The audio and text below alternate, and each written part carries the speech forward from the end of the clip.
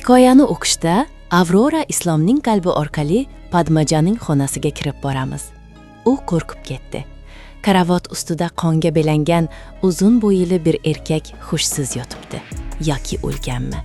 Foyna qichqirib yuboradi. Padmaja foynaga bir qarab oladi. So'ng ko'zadan stakanga suv quyib, ho'plab ichadi. Foynaning xayolida karavotda yotgan qonga belangan erkak Ridoyandir. 100% ishonch hosil qilgach, qalbini qattiq qo'rquv egallaydi. U nafasini ichiga yutib, Padmaja oldiga yuguradi va past ovozda so'raydi: "Rido, o'libdimi?" Padmaja darhol javob bera olmaydi. Biroz vaqt olib, sekin asta deydi: "O'lmagan shekilli, lekin uzoq vaqt shunday qolsa o'lib qoladi." Padmajaning beg'ubor ovozi Foynaning qo'rquvini yanada oshirdi. U birdan Padmajani bag'riga bosdi. Padmaja hayron bo'lib qoldi. Foynaning yuragi titrayotganini his qiladi. Bezovqa bo'lib: "Voy Padmaja", deydi Foyna. Padmaja Foynaning bag'ridan boshini ko'tarib so'raydi: "Nima bo'ldi, oyi?" Foynaning nigohi bezovda. U yutinib: "Sen qochib ket, boshqa kelma, ro'mapaday bo'lib ket", deydi. Foyna: "Oyi, ular meni o'ldirmaydi. Ridoyan aka yolg'on gapirganini aytdi. Oyi, nega bunday qilyapsiz?" Foyna tezda hushsiz yotgan Ridoyanni choyshab bilan yopadi. So'ngra: "Sen qochib ket. Sening otang o'sha kalxat balasi, mening begunoh jonim, bag'rimning g'ori Boburni o'ldiribdi", deydi. Namoz shomda kiyiladigan tuflining shaqaqi eshitilib, Foyna to'xtab qoladi. Bunday ovoz faqat masjidning tuflisida bo'ladi. Go'yo tufliga suv sepib yurgandek. U vahima bilan ko'zlarini katta-katta ochib qaradi. Masjid uyda yo'q edi-ku, qachon kelib qoldi? Masjid uyda ekan, Foyna ham uyda bo'lishi kerak. U masjid hozir Padmajaning xonasiga kelishiga amin va Ridoyanni ko'rib qo'yishiga. U Padmajaning sochini yechib, qulf kalitini oldi. Bir bo'ron to'xtab, go'yo yana boshlandi. Padmaja xavotirlanib so'raydi: "Oyi, lekin nima? Ya'ni uni o'ldiribdimi? Qayerdan bilasiz, oyi?" Foyna bir qo'li bilan Padmajaning qo'lini mahkam siqib ushlaydi va yugurib xonadan chiqib ketadi. Ayvonga chiqishda masjid bilan yuzma-yuz keladi. Foyna masjidga e'tibor bermay, Padmajani sudrab 3-qavatga olib chiqib ketadi. Masjid hayron bo'lib voqeani kuzatadi. Padmaja tinmay Foynadan so'rayapti: "Oyi, nima deyapsiz? Yuragim titrayapti, oyi. Qayoqqa ketyapsiz?" Mujib Padmajaning xonasiga bosh siqdi. Uning tashna nigohlari karavot ustida Ridoyanni ko'rmasa ham, Ridoyanning ikki oyog'i ko'ziga tashlanadi. U shoshilinch xonaga kiradi. Choyshabni ochib, Ridoyanni ko'rib, na'ra tortib yubordi. Bu tomonda Foyna Padmajani turtib bir xonaga kiritib yubordi. Xonaning eshigi temir. Padmaja turtki bilan xonaga kirib, yiqilib tushadi. U erdan turishiga turmasdan Foyna tashqaridan eshikka qulf solib qo'ydi. Padmaja kutilmagan hodisadan esan kirib qoldi. Miyasida tinmay: "Sening otang o'sha kalxat bolasi, mening begunoh jonim, bag'rimning g'ori Boburni o'ldiribdi", degan gap aylanadi. Ikki qo'li bilan og'zini changalladi. Nafasi tiqilganday bo'ldi. "Hozir o'lib ketaman. Og'zidan qon kelyapti. Foyna aytgan edi, mulk uchun bo'lsa ham ular amirni o'ldirmaydi. Shuning uchun Padmaja sabr qilib 5 kun chidadi. Taniga ozgina kuch yig'ib, keyin erini qidirib chiqmoqchi edi. Biroq biroz avval Foyna aytgan gap Padmajaning bag'rini yorib yubordi. Ridoyan shart qo'ygan edi. Padmaja Daka ketsa, amirlarni qo'yib yuboraman. Padmaja rozi edi. Faqat biroz vaqt so'ramoqchi edi. Undan oldin Ridoyan hujum qilib quturib ketdi. Padmaja ham javob berdi. 5 kunlik sabr va rejalar Foynaning bir og'iz gapi bilan ostin-ustun bo'ldi. Padmaja eshikni mushlab: "Oyi, nega qamab qo'ydingiz? Eshikni oching, oyi. O'g'lingizga nima bo'ldi? Nima deyapsiz, oyi?" deb baqirdi. Foyna qo'lidagi kalitni uzoqqa uloqtirib yubordi. Zinada do'p-do'p ovoz eshitiladi. U o'z qo'liga qarasa, qo'li g'ayri tabiiy titrayapti. Oyog'i ham titrayapti. Masjid va Halil birga kelib chiqadi. Foyna oldiga kelib to'xtashdi. Foyna qo'rquvdan muzlab qoldi. Masjidning chehrasi g'azabli. U jahl bilan: "Ridoyanni Padmaja urdimi?" deb so'raydi. Foyna hech narsa demadi. Masjidning ovozi eshitilib, Padmaja jim bo'lib qoldi. Foyna parishon nigoh bilan titrayapti. Halil deydi: "Kelinning o'zidan so'rangchi, bu xonadonda u qizdan boshqa hech kimning jur'ati yetmaydi. O'sha qiz mana bu xonaning ichida."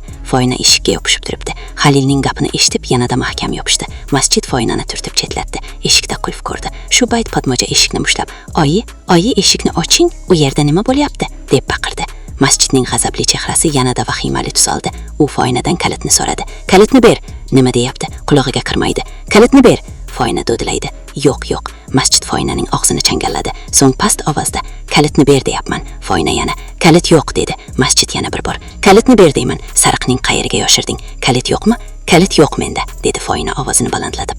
Halil eshikka bir necha tepdi, sindirishga urindi. Duv-duv ovoz. Shu bilan birga Padmojaga qarab iflos so'kishlar. Halilning og'zidan chiqqan so'zlar Padmojaning qulog'ini jizillatib yubordi. Nafratdan chehrasi burishib ketdi. Foynaning baland ovozi masjidning g'azabini yanada oshirdi. Foynaga bu jur'at qachondan beri? U Foynaning tanasini tiktalab, kalitni qidira boshladi. Kalitni qayoqqa qo'yding? Tez ayt, bo'lmasa kengisi yaxshi bo'lmaydi. Foynaning tanasi qo'rquvdan titrayapti. U biladi, shu daqiqada o'ldirilishi ham mumkin. Shunday bo'lsa ham kalitni bermaydi. Bo'lmasa ular Padmojani o'ldirib qo'yishadi. Ular qo'lidan kelmaydigan ish yo'q. Masjidning buzuq ishlarining guvohi u. Bu odam uning hayotidagi do'zax edi. Masjid jahlidan esini yo'qotdi. Foyna gapga kirmayapti. U kichik ukasi oldida Foynaning sarig'ini yechib tashladi va kalitni qayerda yoshirgansan? Ayt, bo'lmasa o'ldirib ko'mib tashlayman, tamom, dedi. Foyna indamadi. Halil oldida uning hurmati oyoq qo'zqitilindi. Masjid uni uradi.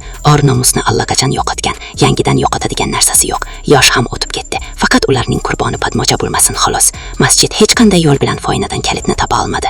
Bu tomonda Ridoyanning ahvoli yomonlashmoqda. Halil tezda pastga tushib ketdi. Masjid Foynani yerga tashlab, xohlagancha tepdi, mushladi, yoniga qo'shib so'kdi. Atrof Foynaning yig'isidan og'ir tus oldi.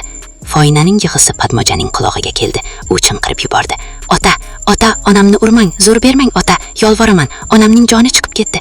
Ota, onamni urmang, meni uring, ota, siz eshikni oching, meni nega bunday urayapsiz, ota, siz axir Anantapur farishtasi edingiz-ku, ota, nega bunday bo'lib qoldingiz, eshikni menga oching, ota, menga juda og'ir bo'lyapti, iltimos qilaman, boshqa urmang. Tashqarida Foynaning yig'isi, xona ichida Padmojaning yig'isi va eshikning tars tepilgan ovozi. Hammasi qo'shilib atrof vayron bo'layotganda edi. Halilning chaqirig'i bilan masjid ketdi, ammo ketishdan oldin Foynaning qorniga qattiq bir tepdi. Shu zahoti Foynaning og'zidan qusgan narsasi keldi. Masjid ketganidan 1-2 daqiqa o'tgach, Latifa yugurib keldi. Zinadan chiqishda 2 marta qoqilib yiqildi. So'ng Foynaning boshini tizzasiga olib yig'lab, "Xolam, nega tog'aga qarshi chiqdingiz? Xolam, gapiring, xolam", dedi. Latifaning bezovta ovozi eshitilib, Padmoja yanada qattiq mushlab boshladi eshikni. "Lutububu, menga nima bo'ldi? Lutububu, eshikni och." Lutububu. Foyna noaniq ovozda Latifaga, "Tog'ang ketdi." "Ha, ketdi. Uydan chiqib ketdi", dedi. Foynaning ovozi bo'g'layapti. Latifa Foynaning boshini ehtiyotkorlik bilan erga qo'yib, ayvondan bosh suqdi.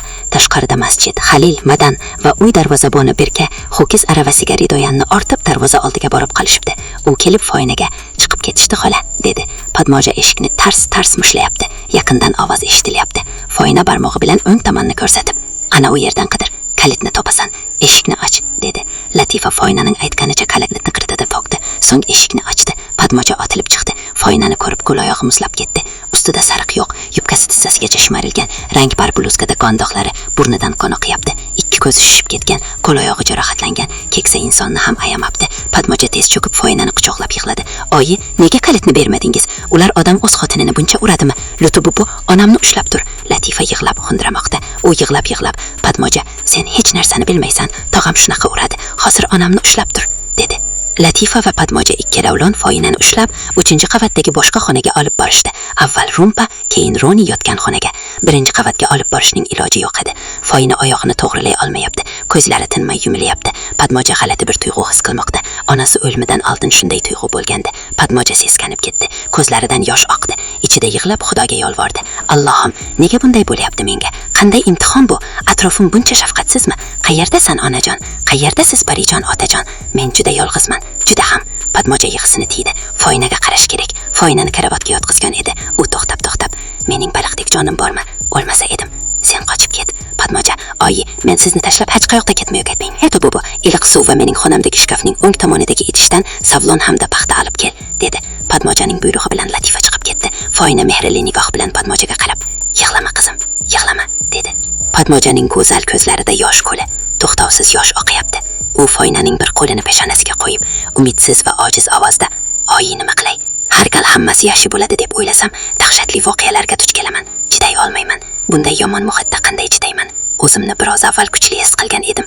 Hammasini qila olaman dedim. Ammo hozir juda ojizman. Ularga qarshi tura olmayman.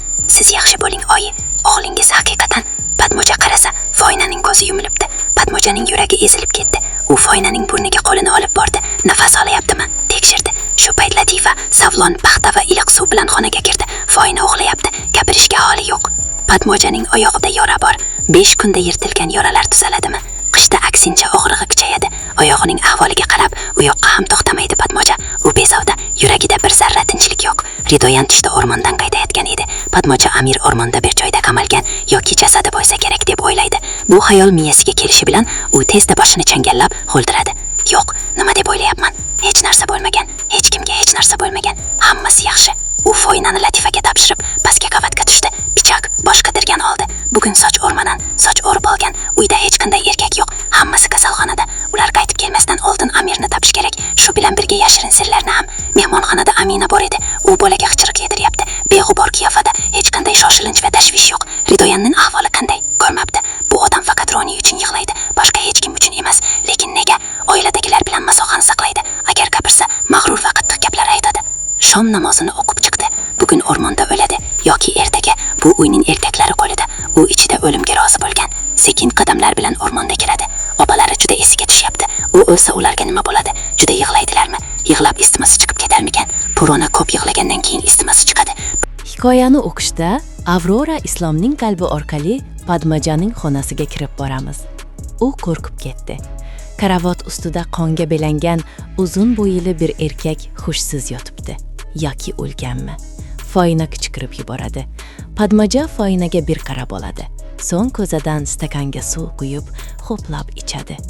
Foynaning xayolida karavotda yotgan qonga belangan